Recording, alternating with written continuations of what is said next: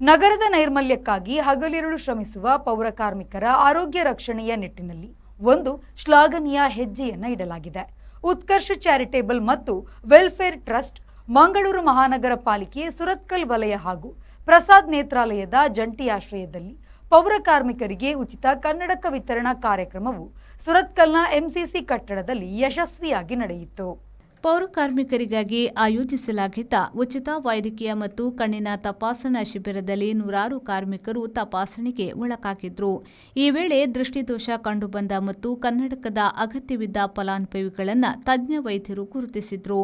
ಆ ತಪಾಸಣೆ ಮುಂದುವರೆದ ಭಾಗವಾಗಿ ಅದರ ಫಲಾನುಭವಿಗಳಿಗೆ ಉಚಿತ ಕನ್ನಡಕವನ್ನು ವಿತರಿಸಲಾಯಿತು. ಕಾರ್ಯಕ್ರಮವನ್ನು ಉದ್ದೇಶಿಸಿ ಮಾತನಾಡಿದ ಮಂಗಳೂರು ಮಹಾನಗರ ಪಾಲಿಕೆಯ ವಲಯ ಆಯುಕ್ತರಾದ ಬಾಲಚಂದ್ರ ಅವರು, ನಗರದ ಸ್ವಚ್ಛತೆಯನ್ನು ಕಾಪಾಡುವಲ್ಲಿ ಮುಂಚೂಣಿಯಲ್ಲಿರುವ ಪೌರ ಕಾರ್ಮಿಕರ ಆರೋಗ್ಯವು ನಮಗೆ ಮುಖ್ಯವಾಗಿದೆ. ಇಂತಹ ಆರೋಗ್ಯ ಸೇವೆಗಳು ಅವರ ಜೀವನ ಮಟ್ಟವನ್ನು ಸುಧಾರಿಸಲು ಸಹಕಾರಿಯಾಗುತ್ತದೆ ಎಂದರು.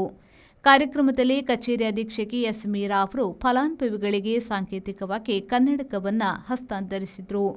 ಉತ್ಕೃಷ್ಟ ಸಂಸ್ಥೆಯ ಕಾರ್ಯಕ್ರಮ ವ್ಯವಸ್ಥಾಪಕಿ ಅರುಂಧತಿ ಹೆಗ್ಡೆ, ಸುರತ್ಕಲ್ ವಲಯ ಆರೋಗ್ಯ ನಿರೀಕ್ಷಕರಾದ ಸಂಜಯ್ ಕುಮಾರ್, ಆರೋಗ್ಯ ಮೇಲ್ವಿಚಾರಕರಾದ ಪ್ರವೀಣ್ ಮತ್ತಿತರರು ಉಪಸ್ಥಿತರಿದ್ದರು.